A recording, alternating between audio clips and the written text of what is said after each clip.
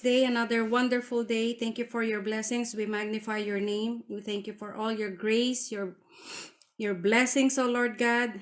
This is the day that you have made. We will rejoice and be glad in it. It is of your mercies that we are not consumed, because your compassions, they fail not. They are new every morning. Great is your faithfulness, O Lord God.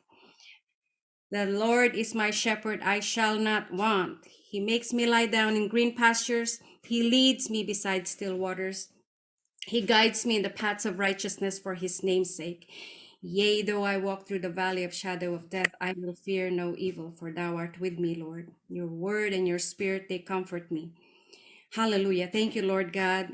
You anoint my head with oil, my cup runs over. You prepare a table for me in the presence of my enemies. Surely goodness and mercy shall follow me all the days of my life, and I will dwell in the house of the Lord forever and ever. Father, thank you. We invite you this morning. Holy Spirit of God, be with us. Guide us, oh God. Override anything that is not in your will, and open everybody's heart that they may receive your word. In Jesus' name I pray. Amen. Good morning po sa inyong lahat. So yesterday, tuloy natin yung topic natin kahapon. I think gusto kong mag-share si ano ngayon, si Weng. Good afternoon, Weng. Weng, alam ko nandiyan ka. Yes, ate. Ati ko po, Kenny. Mag-share ka na. Mag-share ko nga. Mag-share ka, maski konti lang. Okay.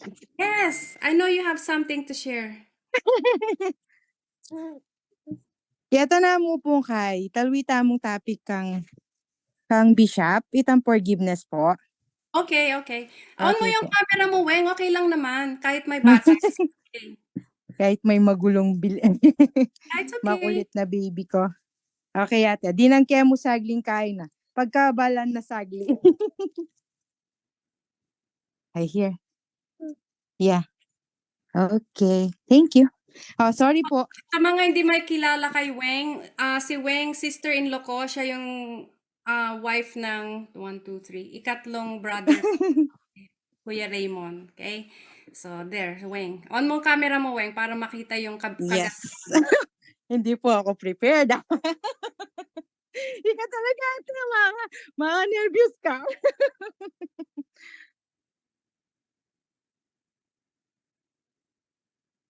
Ay, ito po.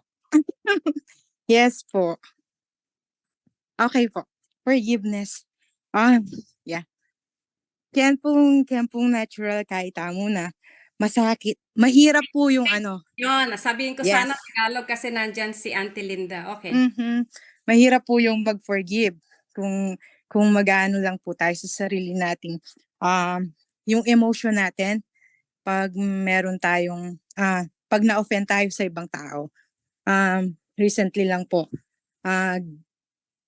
meron akong na-experience na ganun sa loob ng family namin. And then by the grace of God, araw-araw po sinasabi ko sa sarili ko kasi bumabalik yun eh. Kahit na sinabi mo ng I forgive, pero yung kalaban natin sa espiritu, binabalik niya yun sa atin araw-araw. Pero I choose to forgive yung tao na yun. Kahit na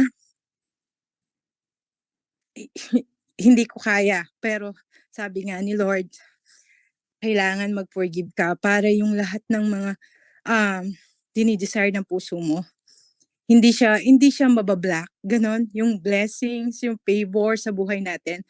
Yung po yung pinaka-importanting magagawa natin. Not only for that person na nakasakit sa atin, pero sa sarili natin. Kasi kung may dala-dala tayo na sakit ng loob, yung unforgiveness nga po, mahirap para sa sarili natin. Tapos, mismo tayo, hindi tayo nakakatulog, hindi tayo nagiging masaya kahit sa simpleng bagay. Yung parati tayong nagrereklamo, ganon. Yun yung ayaw ko. Kaya I choose to forgive every day. every single day na yung offense, wala na sa buhay ko. Kasi by the grace of God, hallelujah, yun lang po. Salamat. Amen. Thank you, Lord. Nakita rin namin yung mukha mo, no? Tawagin Hide ulit. na naman po ako Sorry po. Tim- Sorry ate. Nervous ko. Eh?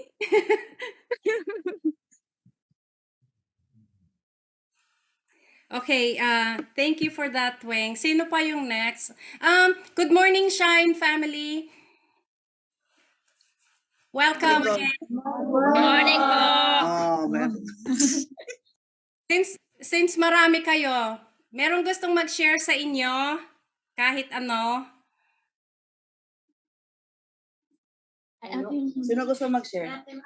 Wag ako, grabe. Si Ate Ami. Hindi.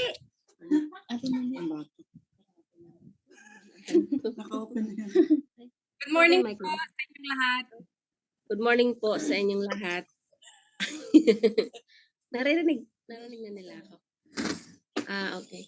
Ano po, siguro yung mas-share ko about forgiveness, para po kasi sa akin, siya, everyday, para sa akin, kailangan ko siyang iproseso palagi kasi everyday, there may be instances na may mga sitwasyon o may mga tao din na kailangan na nakakasakit, whether physical at emotional. So,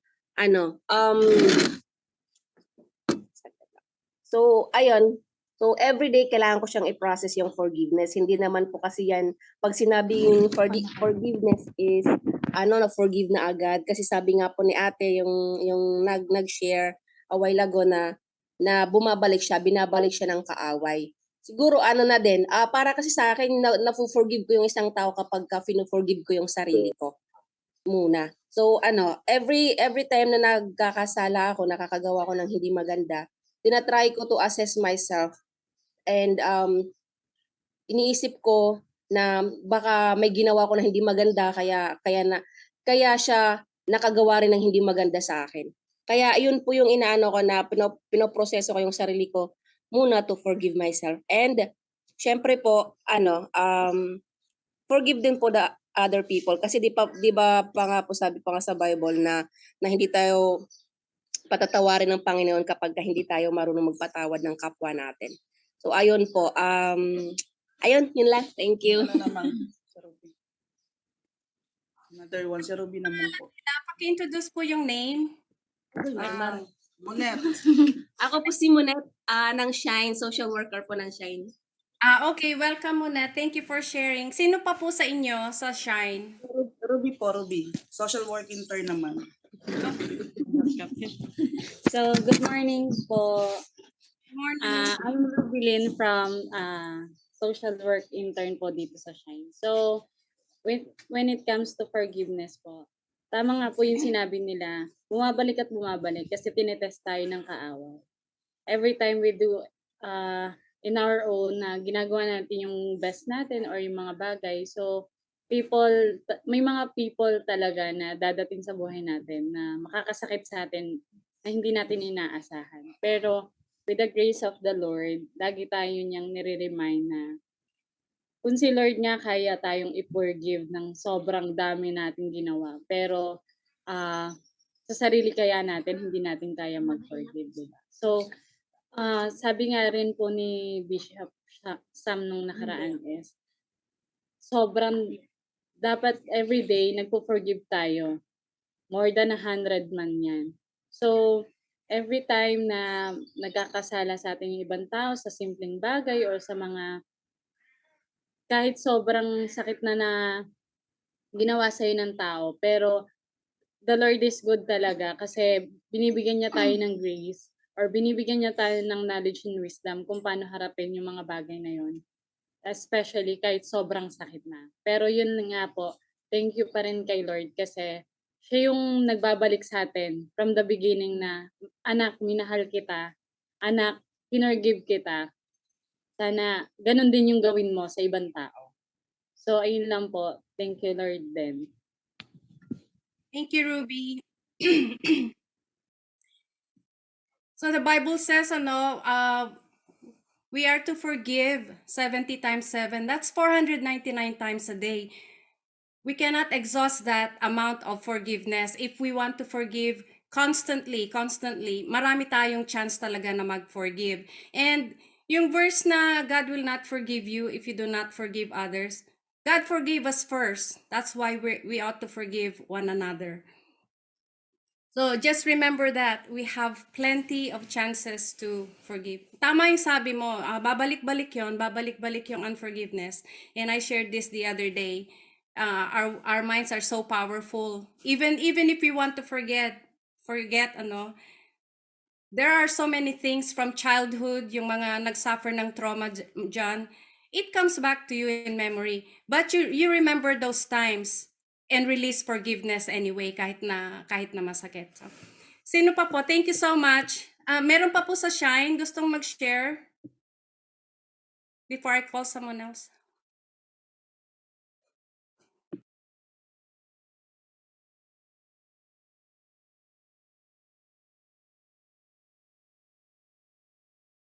Okay na po. O sige. So, tuloy natin yung topic natin kahapon. Yesterday, we were talking about, we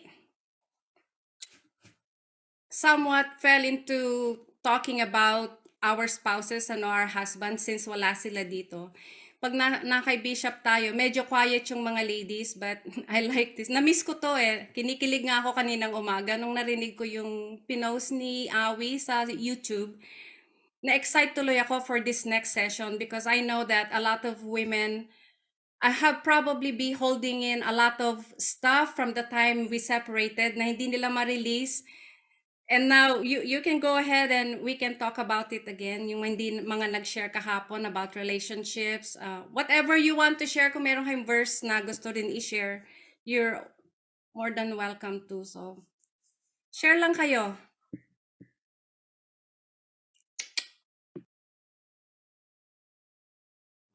Good morning, Christy. You want to share? Good morning po. Pass muna po.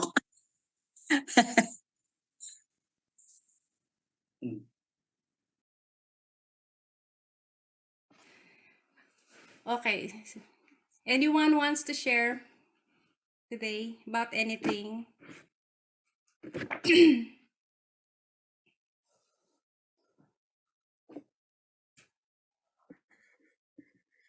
Wala. Okay. Kau, Rems, do you wanna share something, darling? Auntie, actually it's not about po sa husband and wife.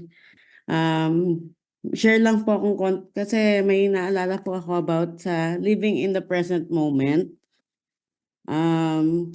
Siguro po yung mga iba po sa atin dito, may marami pong ginagawa everyday. Tapos po paminsan, yung mga, yun nga po yung about sa unforgiveness din, i-tackle ko rin pong konti. Yun no, pag yun po kasi yung unforgiveness, parang you are living in the past, yung may mga nangyari sa mga past po natin, no? So, ang pong kailangan natin gawin, okay, ayun, paminsan yung unforgiveness, yung stress, okay, may yung mga, paminsan sa future pa, okay, parang iniisip po natin anong mangyayari sa atin sa future, ano ba yung magiging mangyayari sa mga anak natin, what will happen to our work. So iba-iba pong bagay na iniisip po natin. At the same time, kunyari sa trabaho po natin, kung marami po yan, ang ginagawa po natin, nagmumultitask po tayo. Kasi parang iniisip natin, kailangan mong matapos lahat yon in a day, ganon. O kaya naman parang sobra kang na-overwhelmed, no? Dun sa ginagawa mo, sa trabaho mo. So, kailangan po, okay, sa atin, para hindi po tayo masyadong mag-overthink, okay? Tapos, ang dami-dami nating iniisip. We must live in the present.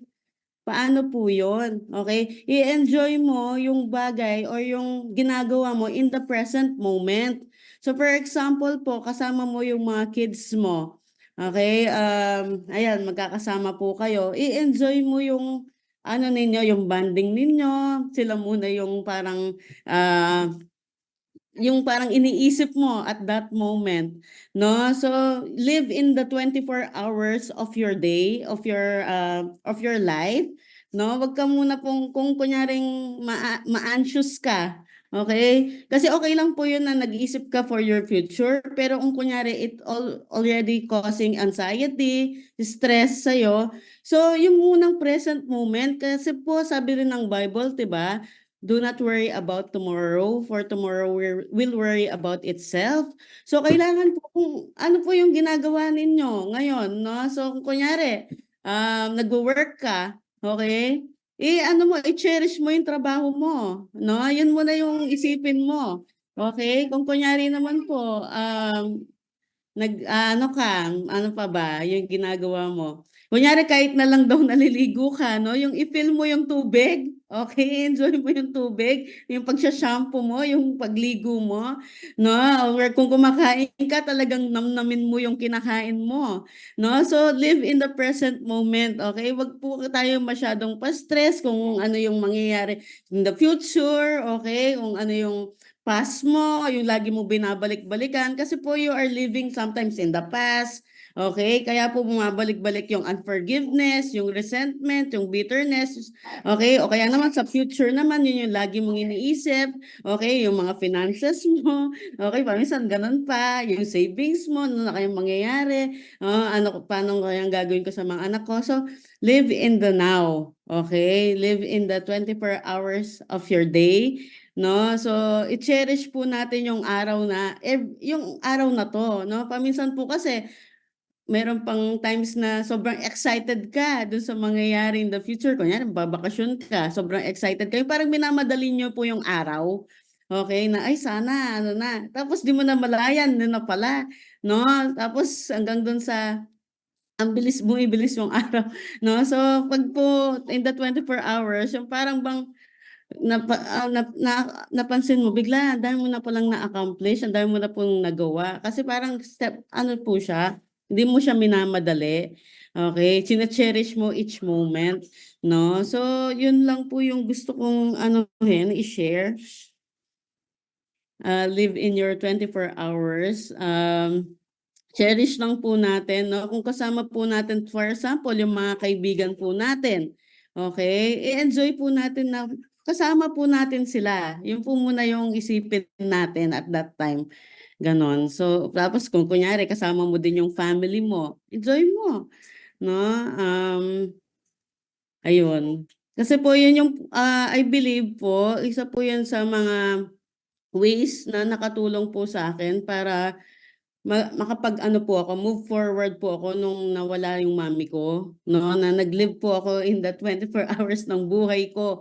Hindi ko na po masyadong iniisip kung kasi po meron pong times din na dahil nangyari yon 'no, parang what if ganito, what if ganyan, what if ganito yung ginawa ko, may mga gano'n pa, 'no. So sabi ko, hindi, kung ano na yung ngayon i-cherish ko na yung moment na kasama ko yung mga anak ko, na ganito yung trabaho ko, 'no. So gano'n po, enjoy ko yung buhay ko, 'no. So ayun, yun lang po yung gusto kong i-share. Baka po meron din po silang gustong i-share about do'n, auntie? Okay, thank you, Rem. Kahapon, no, we touched on the book, Ikigai. That's one of the rules, one of the 10 rules that I mentioned, live in the moment. Dun sa Ikigai kahapon. So tama yung sabi niya, Matthew 6:34, do not worry about tomorrow, for tomorrow will worry about itself. Marami na tayong enough troubles for today to even worry about. Yes, we tend to multitask, no? In fact, when I was working in the Bay Area sa California, one of the requirements is you're supposed to be a multitasker. Otherwise, hindi ka multitasking kasi is overrated. When you're doing two things at the same time, you become inefficient with the other one. Hindi mo nagigive yung best mo to the one. It's the same thing with spending time with family. That's right. Sabi ni Rema, when you're spending time with family, nagte-take tayong pictures and then we post it right away sa social media, and then we lose the substance of togetherness, because now nakikita na lahat ng tao yung ginagawa natin, and then we're anticipating likes and comments and everything, and we're losing the moment. It's passing. Okay, being actively mindful of the time. We only look back. Yung forgiveness na topic natin kanina, it's always coming up, we are not magnifying yung unforgiveness and forgiveness and what happened in the past. We only look back so that we can remember what God has pulled us out of our troubles. Doon lang tayo, we're supposed to look back. Sabi nga forgetting those things which are behind, I press toward the mark, diba? So we can look back, but don't look back with bitterness and grudge and hatred and all that. Look back and remember what God has done in your life. So sino pa po? Maganda yon, Rems. Anyone wanna share about that? Living in the moment? Andun si Tepo, kasi, ayan, shinare niya din sa akin yun eh. So, Te, if you want to share. Amen. Actually, ako rin, kailangan ko rin ma-remind dun.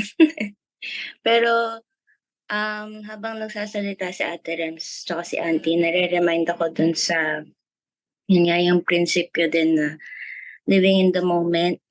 Kumbaga, tama nga yung sabi niya Ate Rems, madalas kasi yung unforgiveness, yung guilt na feel natin sa sarili natin, o kaya yung worry galing sa future nga naman, tapos yung unforgiveness, guilt galing sa past. So, sa sinasuggest ni Ate Rems na living in the present moment, kumbaga, for example, etong Zoom na to, we put our full attention into this Zoom. Kumbaga, we're not, yung full focus natin, full attention natin, nasa mukha ng bawat isa. And the moment kasi na lumipad na yung isip natin, lumilipat siya sa ibang reality. It's either past or future. So, doon na pumapasok yung worry na naman, yung guilt na naman, yung anxiety na naman, o kaya yung unforgiveness na naman dahil may naalala ka eh. Pero pwede naman tayo, sabi nga ni Auntie, pwede naman tayo mag-visit, pero not live. Hindi na natin kailangan tumira doon or parang yun yung maging default state natin, nakagising natin sa umaga. Tumitira na tayo agad sa past natin. Kasi yun nga sabi ni Lord sa atin, this is the day that you have made and I will rejoice and be glad in it. Kumbaga, this is, give us this day our daily bread. Ibig sabihin, we only have to focus on what is today. Kaya nga, fresh bread every day, hindi siya fresh bread for the whole week or fresh bread, may tumatawag sa Elan. Hindi siya fresh bread for the whole week or fresh bread for tomorrow or for the whole year. Kailangan planuhin mo na yung buong year mo, pero fresh bread for today kasi oo nga naman na parang the moment kasi na we lose focus on the present moment, nakakalimutan natin na ito pala yung personality ng anak ko. Ito pala yung kulay ng niya, ng mata niya. Minsan kasi yung mga maliliit-liit na bagay, hindi na natin napapansin kasi nga hindi tayo present sa sa present moment natin. So, ayun lang yung yung na-remind ako sa napag-usapan natin today.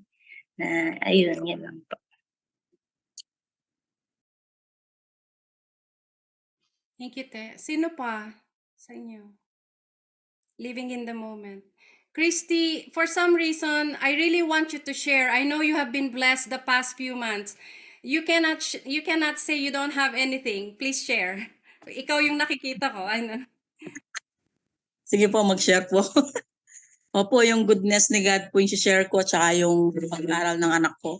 Nagpapasalamat po ako kay Lord na kahit po namatay na yung asawa ko, na wala akong trabaho ngayon, yung mga anak ko yung tatrabaho, yung mga kailangan mo, hindi mo na iniisip minsan, may dumarating na lang nagsisid sa amin.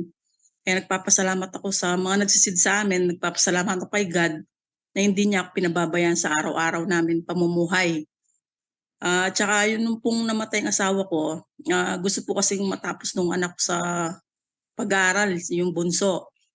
Sabi ko mag-pray tayo kay God. Sabi ko may gagamitin na tao para makapag-aral ka. Sabi ko sa anak ko. Nag-pray po kami yung mga anak ko. Tapos po yung mga kaibigan ng asawa ko sa Manila, tumawag sila. Sabi nila, nag-aaral ba yung anak mo? Sabi ko, hindi po. Sabi ko, pero gusto niya mag-aral. Tapos dumating po sila dito sa Pampanga. Binisita po kami. Tapos sabi nila, sige, kami na lang magtuloy sa pag-aaral ng anak mo. Sabi niya po, sabi ko, praise God. Sabi ko, ang bait ng Panginoon. Ayun po, nag-aaral po yung anak kong bunso. Sila po yung nagsusupply. Yung mga pangailangan po namin, meron pinagpususupply. Nagkasakit po ako, tapos nagpa-check up po ako. May nag-send po sa akin ng pampa-check up. Nagpapasalamat po ako na ginamit siya ng Panginoon sa buhay namin. Ngayon po, yung pangalawa kong anak, pinagpipray ko po na makapasa po siya sa interview. Naghihintay po siyang ma-interview siya. Pasalamat po ako sa Panginoon, hindi niya po pinababayaan sa araw-araw. Thank you po.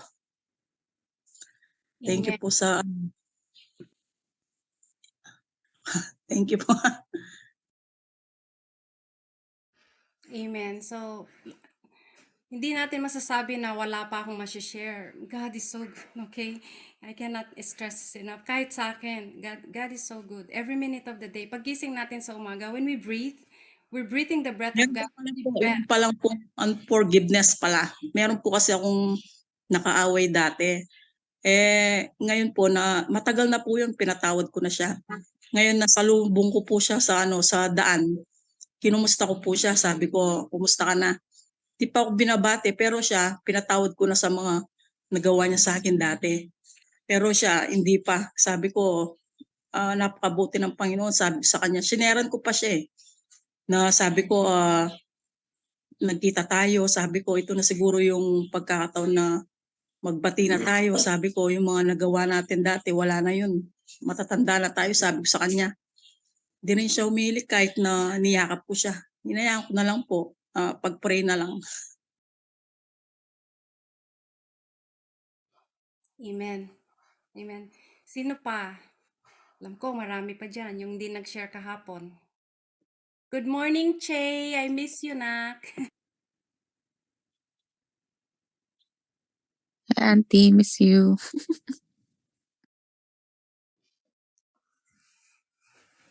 Auntie Erlinda, would you like to say something?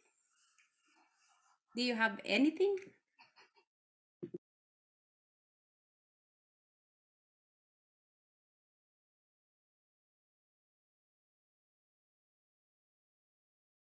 Okay, anyone else? Sino pa? My Wi-Fi is not, it's kind of acting out, so it comes and goes, and I cannot hear even with hearing aids. So Tomorrow. next time, yes. Sino pa po sa inyo? Marami pa tayong time. Kahapon ang daming nag-share. Pag tungkol sa husband, ang dami. Ako, mag-share ko po. Okay. Ako na naman. Hindi. With regards to multitasking, yan yung kasing, isa kong, hindi ko alam kung strength mo o weakness mo, no? Kasi, there was a time, dahil sa kakamultitask ko, bagong ligo ako, nagmamadali ako, no? So, your mind is running ahead of what you're doing. So, hawak ko cotton buds at saka dental floss. Cotton buds at saka dental floss. Yung dental floss na may parang hook na ginaganon-ganon mo lang sa teeth mo. So, just imagine what happened dahil sa kakamultitask ko, natusok ko yung eardrum. Hindi naman eardrum. Natusok ko yung tenga ko. Tapos yung cotton buds ko, Instead na nasa mouth, diba? Nasa ilong ko. So, what I was paano ba ginagawa ko? Sabi ko sa sarili ko. So, yun nga, no? Minsan sa kakamultitask natin, napapalpak tayo. Kasi, we are thinking we're seizing the time, pero hindi. Okay, kamukha nga na sinabi ni Rema na, yun nga, no? Enjoy the moment, yung ganyan, no? Yung parang living the 24 hours of a day, yung parang ganyan, no? Totoo yun. Kasi, siguro dahil, yun nga, for the longest time, I was a single mom. Parang bira ka lang ng bira, sige lang ng sige, no? Pero yun nga, hindi ka nagiging effective. Na one time nabasa ko, sabi niya dito sa nabasa ko, be productive, not busy, parang ganon. Don't be busy, parang be productive. Tapos sinabi pa niya ganon, just like a laser light.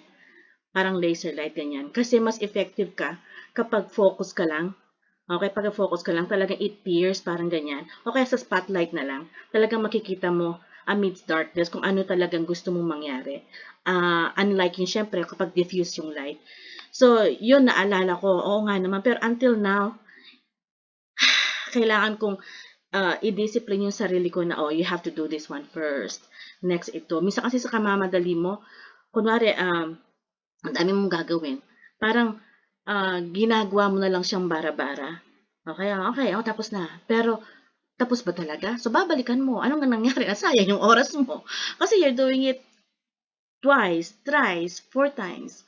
Okay? So, yun, sa sarili ko actually, na I have to, yung time na dumadaan sa akin, or my time.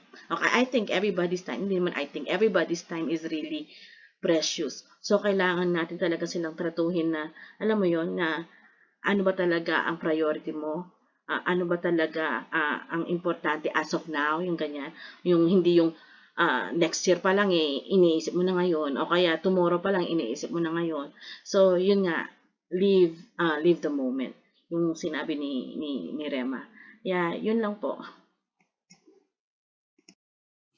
Thank you, Awi. Na-remind tuloy ako, no, nung nasa California ako nag-work, may joke kami na women are the best drivers because they can drive and put their makeup and mascara on while driving in reverse. In reverse habang naglalagay. So, yes, multitasking. Overrated siya, di ba? Sino pa?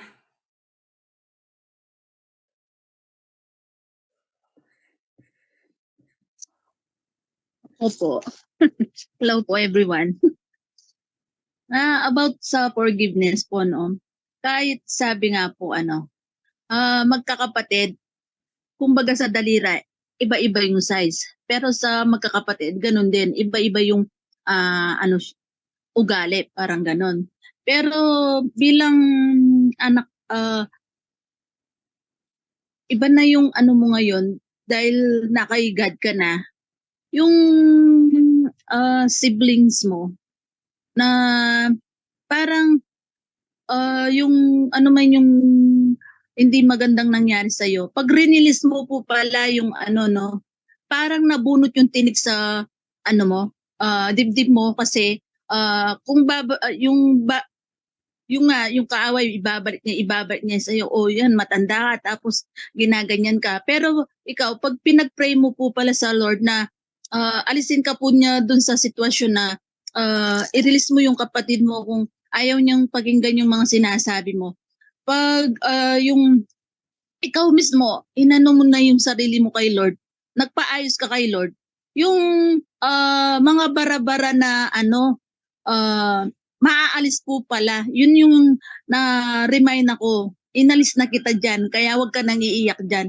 Kasi alam ko naman yung puso mo, yung para pong ganon, nag-reveal po sa akin yung ganon, yung para hindi ka na nagkakaset. Kasi po pag hindi ka nag-forgive sa tao, parang yung blessing may bara. Pero pag na-release mo po pala yung blessing tuloy-tuloy sa family, hindi na ganun kahirap. Pero mahirap po magpatawad. Pero pag sinurrender mo kay God yung pagpapatawad sa kapatid mo, yung ang buhay mo, parang ignore mo na lang kung ano pa yung sinasabi niya. About naman po sa bilang asawa, ina, yung ganon. Ang ano nga po, no, yung kala mo itang gusto mo ma-appreciate yung ginagawa mo, pero yun pala, hindi mo pala alam yung pinagmamalaki ka. Hindi mo man ma-appreciate yung ginagawa ko sa'yo. Yung palang ganun na pag-isip, mali pala. Sila pala mismo, yung asawa at anak mo sa ibang tao, na na-appreciate nila kung pala, kumbaga, na pag maragulda ka Jot, yung para pong ganun, ang sarap po pala sa pakiramdam na yung ibang tao yung magsasabi sa iyo, hindi man masabi ng asawa mo o yung anak mo, yung ibang tao yung magsasabi sa iyo, yung parang ganun. Kaya ngayon ko na bilang isang ina, bilang asawa, yung masarap talaga pag buo kayong isang pamilya na kay Lord kayo. Yung mga desisyon, mga bagay na dahil yung pundasyon nyo si Father God, yun yung pinakamasarap sa isang pamilya. Kagaya nung di ko po alam, may inoffer sa asawa ko na na yung boss niya, kukunin kami, tapos mapapag-aralin yung anak ko, tapos suswelduhan daw po kami. Pero yung asawa ko po pala, yung niya, parang ayaw niya po kaming mahirapan dun sa gagawin ng boss niya. Di bali daw po siya yung mahirapan. Kala ko po yung hindi mo man ako mahal kasi ganun. Yun pala, mali yung pag-iisip. Kaya dapat pala laging yung isip natin, hindi ganun. Kumbaga, dahil new creation ka na, dahil bagong ka na sa Panginoon, dapat laging yung pag-iisip mo, diretso lang, yung hindi na siya liliko kasi yung asawa mo na akala mo wala siyang sa'yo, pakialam, yung pala may pakialam siya. Kumbaga, kasi yung lalaki hindi po siya di ba? Hindi siya showy kasi hindi sila malambing, hindi sila Pero yun pala sa iba, naano pala po nila yun para sa kapakanan mo at sa pamilya mo. Yun po. Yun pong inaano ng asawa ko na hindi ko po alam. Yun po yung naano ko ngayon na napakasaya ko. Ganun pala yung ng asawa ko na akala ko lang pala yung wala siyang pakialam pero yung pala may pakialam sa akin. Kaya yun yung inano ko, pagod sila, kung hindi ka man napapansin, ikaw palang kumbaga, i-change mo yung sarili mo na ikaw mismo, yung hindi nila nagagawa, ikaw ang gumawa. Parang ganon. Yun po. Thank you po. Maraming salamat po. Thank you, Lisa. Sino pa? Thank you, Lisa. Be transformed by the renewing of your mind, sabi nga niya, di ba? Yung kasi natin, yung pag-iisip natin, mindset natin, na-condition kasi tayo doon culturally, yung paglaki natin, how we were raised as little kids. Tapos, but you're right, once we step into the kingdom of God, pag nung na-born again tayo, automatic yon. We should be renewed. We should be transformed by the renewing. Automatic yon. Actually, it's not automatic, okay? We have to constantly study the Word of God, read it, and then nag-grow yung faith natin. We are becoming more knowledgeable, and then, share ko din to kahapon, we become more knowledgeable about the Word of God, and then we have to gain understanding about the knowledge that we have gotten, and then i-apply natin yon dun sa buhay natin, practicality, no? So, thank you, Elisa. Sino pa? Janet, ikaw, may share ka? Okay. Good morning. Sige, mag-share ako about forgiveness. Kasi ito yung pinakamalaking, hindi siya madaling topic eh. Madali siyang sabihin, di ba? Mag-forgive ka, nakaano yan sa word, ganon. Pero praise God, sabi nga ni Sister Lisa, once you are already Christian ka na, yung delivered ka na, you always have that reminder. That's the gift eh. Pag nag-surrender ka na kay Lord, merong, especially kung wino-workout mo yon, yung persistent ka na matuto, and diligent ka na umupo, makinig. Yung Holy Spirit, magkakaroon ka ng Magkakaroon ka ng gift na minsan, pag mali yung ginagawa mo, meron kang reminder. So yung unforgiveness, ang laking ano yun sa akin. At yun ang talagang kumbaga harvest ko yan nung last year. And ni-reveal sa akin ni Lord na if you have an unforgiving heart, hindi ka talaga makakamove on. And lalala ka ng lalala. Kasi ang yung pagtatanim ng galit, sabi nga ng tatay ko, hindi ba gusto mong maging journalist? Parang gusto mong maging magsasaka. Tanim ka ng tanim yan ang sinasabi niya sa akin when I was young. And recently, I realized nga when you have that bitterness and hatred sa puso mo, yan, para siyang disease. See, for example, you hate someone, hindi ka makapag-forgive. Sabihin mo, kinichismis kasi ako niyan kung ano-ano sinasabi niya sa akin. Unconsciously, you become like that person. Nami-mirror mo kung ano yung ginagawa niya sa'yo. Gusto mo gagawin mo rin. So, para siyang disease na na-acquire mo. And then, ikaw din, dahil hindi mo na po forgive yun, hindi mo napapatay yung offense na yun, magta-transfer siya ng magta-transfer sa ibang tao. Unti-unti, hindi mo alam, carrier ka na pala ng, because of your unforgiveness. So, praise God, no? Ang revelation niya sa akin, lalo na yung December, nung nag 1 year ako, sabi ko, ang laking blessing nun, Lord.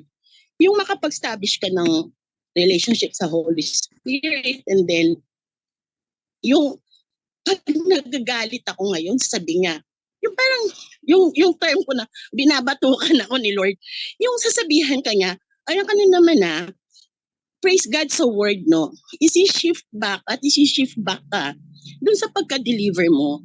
All you have to do is just obey and keep on listening, keep on reading the Bible. Kasi we still live in this world hindi mo maaalis yan. So kailangan putulin yung offense. Pag naputol mo yung offense, dun na yung forgiveness. And yun ang best antidote sa sa anger, sa resentment. Sumunod lang sa sinasabi ng Holy Spirit at saka ni Lord. And focus lang. Yun lang po. Thank you. Thank you, Janet. Sino pa? TM. Can you share something? Wala naman po akong masishare ngayon. How much you share on Thank you na lang relationship po. or living in the moment? Unforgiveness? I guess yung sa living in the moment, Okay. sinasabi nyo nga po multitasking. Na parang nasanay kasi ako ngayon pa lang, pero inisip ko na yung bukas. Lalo na po yung, halimbawa sa lugar namin, nasa bundok kami. Kung mag-iisip ka ngayon kung anong lulutuin mo, pag wala yung mga ingredients mo, bababa ka pa sa patag.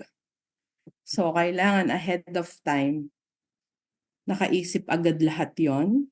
Like days, kung nandun kayo magsistay, dun lahat. Kala ko minsan, it's overwhelming. Ewan ko, kung minsan din ako doon. Hindi ko siya alam pang gawin. Yung live in the moment.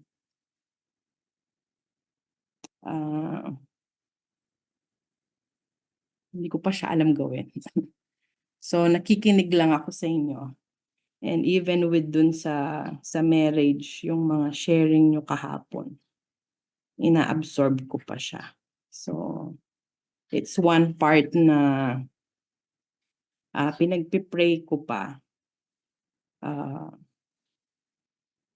Ayun, basta makikinig muna ako sa inyo. Thank you, TM. Okay, thank you po. Sino pa? Na-mention ni Awi kanina yung business versus productivity, we can be busy all day long. We can be busy mindlessly scrolling sa Instagram or Facebook, but not really productive.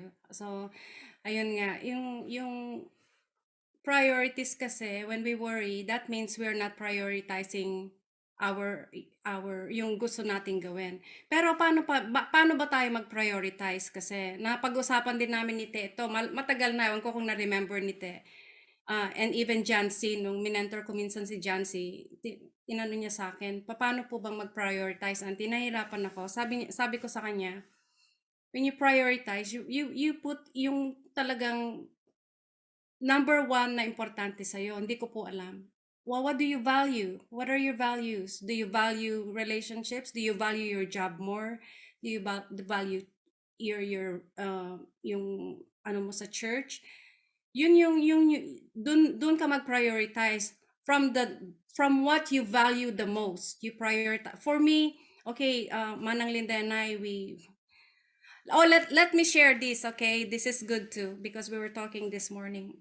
Manang Linda completed her very first 21-day fast, and we fasted together. So, she wakes up now, natuto na rin siyang magising kasi nag-devotion siya during this fasting. Natuto na siyang magising ng 5 o'clock.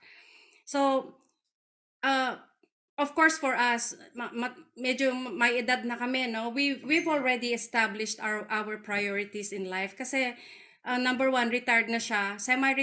Retired na rin ako. Praise God for that. So it's easy for us to prioritize. But for you guys who are still married with children and all that, I understand yung struggle with prioritizing and scheduling and all that. But what do you value the most? For us, seek ye first the kingdom of God is the first thing. If you spend at least just 5 minutes spending time with God in the morning, He will set the tone for the whole day. And then you realize na, wow, ang dami kong to-do list. Yun pala, meron naman uutusan si Lord na tutulong sa'yo, or gaya nung shinare ni Christy kanina. May tumutulong sa kanila, meron nag-offer ng ano. Diba? So we worry about all these things. But really, the Bible says, if we seek ye first all these things, lahat ng nasa to-do list natin, maiisipin natin, hindi naman pala importante yung iba. Sometimes we inflict so much pain on ourselves and we self-sabotage because of all the things that we want to do na hindi naman, okay? So, I suggest lang yon. Seek ye first the kingdom of God. Trust me, it works. Kahit na 5 minutes lang, talagang nagmamadali kayo. You can pray anywhere. In the car, nagsha-shower kayo. Habang you're living in the moment, you're enjoying your hot shower or whatever. You can pray anywhere. Kahit na nasa kubeta ka, you can pray. So, there. First, realize what you value most and then spend time with God first. Yeah. I hope that helps a little bit. Sino pa? We still have a few minutes. Ako, tita. Yay! Hindi kasi, for so long, no, since nag-start kaming mag-asawa ni Habi, yung super busy talaga, yung wala talagang time kung hindi magde-day off. Minsan, day off, gagawa pa ng gawaing bahay, like maglalaba, maglilinis, whatever it's needed sa bahay. So, wala talagang time to bond and all. And then, last year, as you know, nawalan ako ng work. Tapos ngayon, work from home na. So, talagang na-maximize na yung time together. Yung gano'n. Kapag may time na yung meron silang time na lumapit sa akin. Unlike dati, uuwi ka pa. Tapos, hindi pa nila alam kung nasa mood ka kasi minsan pagod ka from work, yung gano'n. So, ngayon, they can go to you anytime. And yun yung living in the moment na pwede mong iwan kung ano yung ginagawa mo. And then, just talk to them, whatever they need, yung gano'n. Every morning nga ngayon, sabi ko, meron kami yung pagkagising nila kasi nag-work na ako, no? Pagkagising nila, iiwan ko muna yung ginagawa ko. Tapos, can I have my morning kiss and hug? Dati, walang ganun eh. Dati, di ka na nila makikita pagising nila kasi wala ka na, nag-work ka na. So, ngayon, merong mga ganong moments na. And then, kapag matutulog na sila, we get to sleep together. Yung ganon. Yung, meron na talagang time to do that. At least meron na silang memories, lalo na si King sa akin. Meron na siyang mga memories sa akin kasi dati talaga ayaw niya ako kasi nga wala siyang memory sa akin. Sino ka ba? Nanay ba kita? Yung mga gano'n. So, I am really grateful na may mga opportunities na ganito na ngayon kasi we tend to, yan, you see Casey, yung adult ko, no? 21 years old na siya. So, nag-teenager yan, hindi ko talaga nakita eh. I mean, hindi kami naging close. Ngayon na lang kami naging close na siya mismo nagkukwento. Yan, kapag nakaupo kami dito, may binibigay akong work sa kanya, tapos magkukwento siya. Or minsan, kahit nasa sala, nagkukwento siya. Yung mga ganong scenario. So, if you really, ask God about it, yun nga yung sinasabi nila, yung pleasure ni God is ma-pleasure ka. No? Lalo na, lagi ko sinasabi nun sa kanya, you're a God of family. Bakit ganito yung family ko? Bakit hiwa-hiwalay kami? No, I don't like this. And then all of a sudden, si God, gumawa siyang paraan para kami magkakasama-sama sa isang bahay. Until such time na ngayon, I can manage my time. I mean, flexible yung work.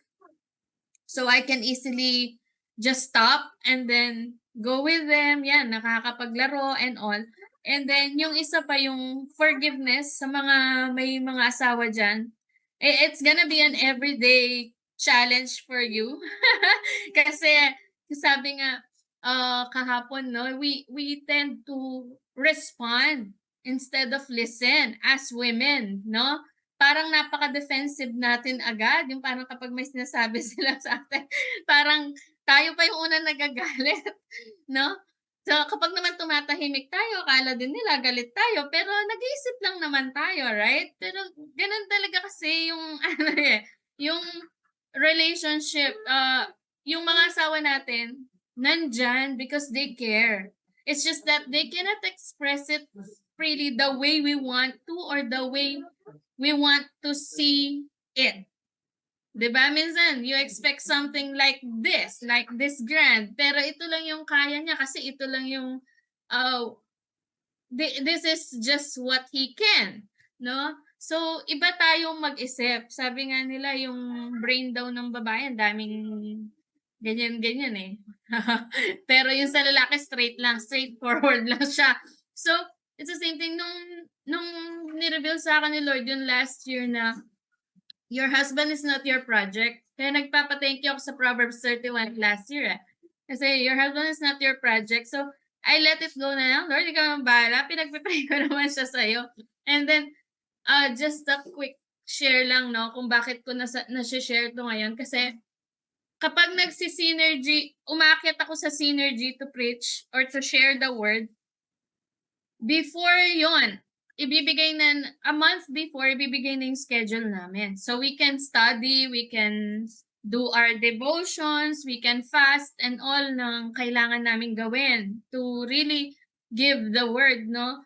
Before that, talaga, pag binigyan na ako ng schedule, no, lagi akong may battle, mismo sa pamilya ko. Kasi, alam ng kalaban, yung mind ko, straightforward na kay God. Yung alam ko yung word eh, kaya alam ko siyang sabihin, kontrahen, i-rebuke, ganon.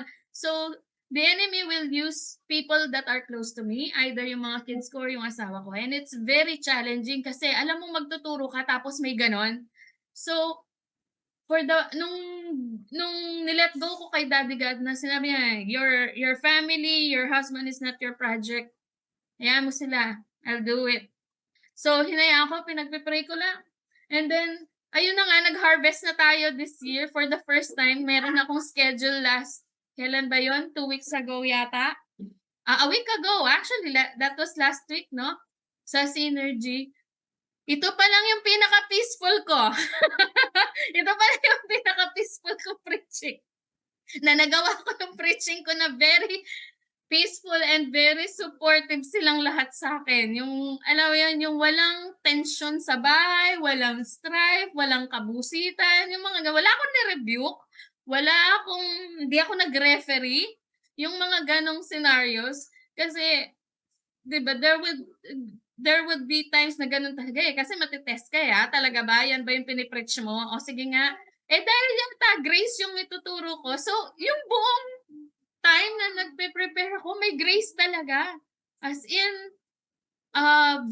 yung support nila todo, hindi nila alam. It's their way every day to support me. Pero naramdaman ko this time na talagang, wow, walang tensyon. Nabigay ko talaga yung word ng buo, yung alam mo yun, yung grace talaga.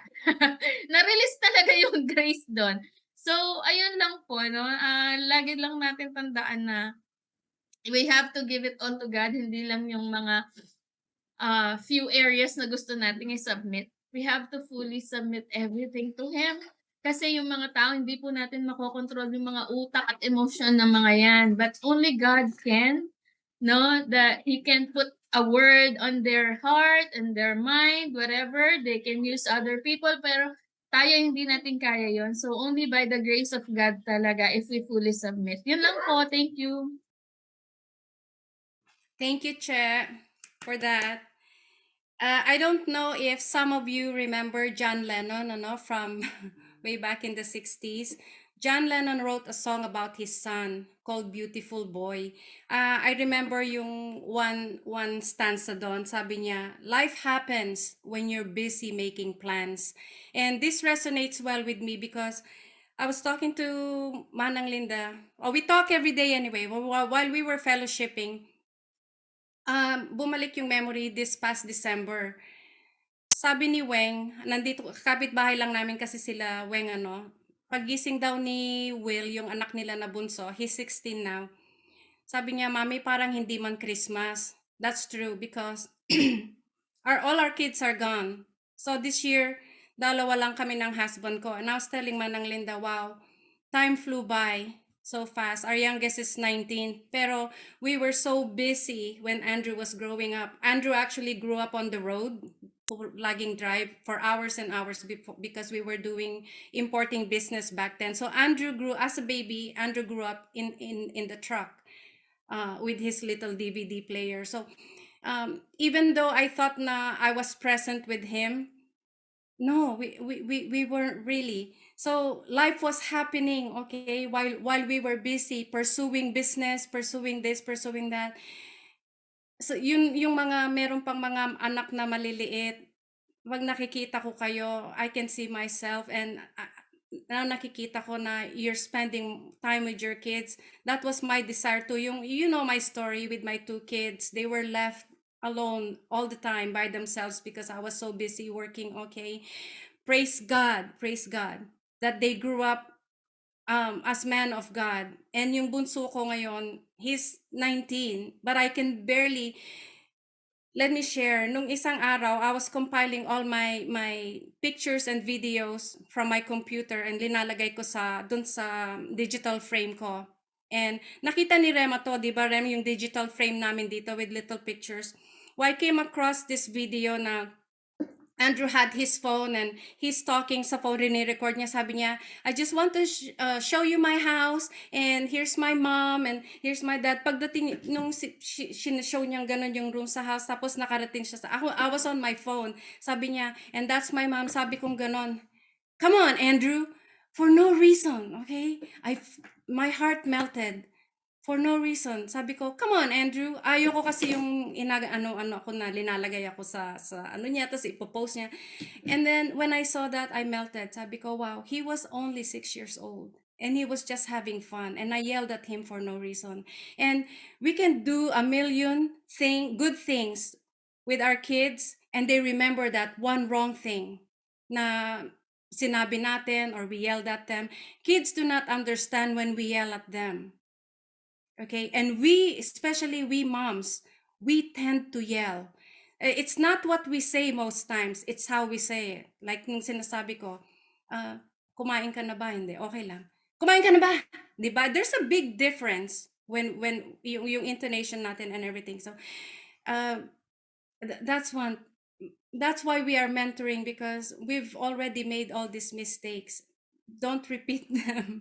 Learn from us. You will make your own mistakes.